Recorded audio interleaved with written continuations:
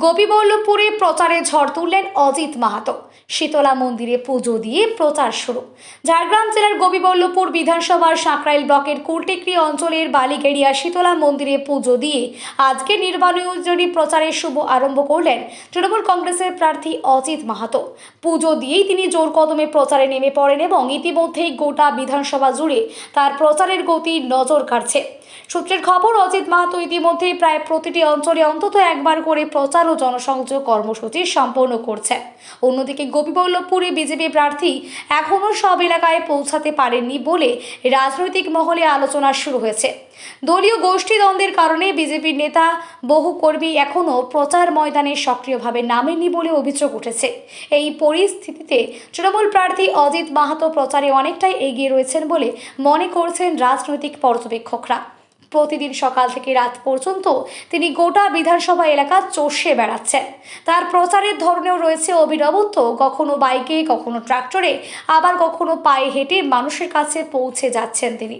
অজিত মাহাতো যেখানেই প্রচারে যাচ্ছেন সেখানেই মানুষের ব্যাপক সাড়া মিলছে।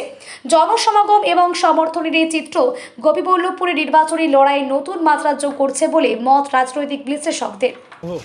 আমাদের অঞ্চল সভাপতি সবাইকে নিয়ে আমরা আমাদের কুলটিতে মা শীতলার কাছে মন্দিরে পুজো দিলাম।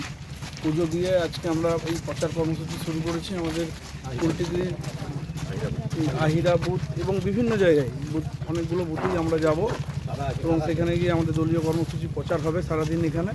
তারপরে বিকেলবেলায় আমাদের পাতলাতে আছে আজকের কর্মসূচি, ডোর টু ডোর প্রচার, মিছিল, মিটিং।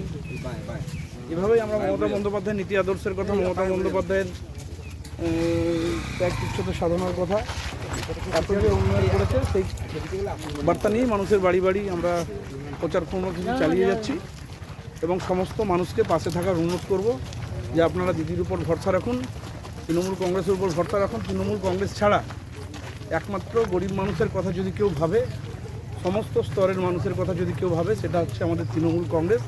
আপনারা দেখেছেন যে তৃণমূল কংগ্রেস দলটা এমন একটা দল, মানুষের আনন্দে সুখের সময় থাকতে না পারলেও মানুষের বিপদে আপদে দুঃখের সময় কিন্তু তৃণমূল কংগ্রেসকে আপনারা সবসময় পান, সবসময় সাথে থাকে, কাছে থাকে। তাই প্রত্যেকে পাশে থাকার অনুরোধ করব।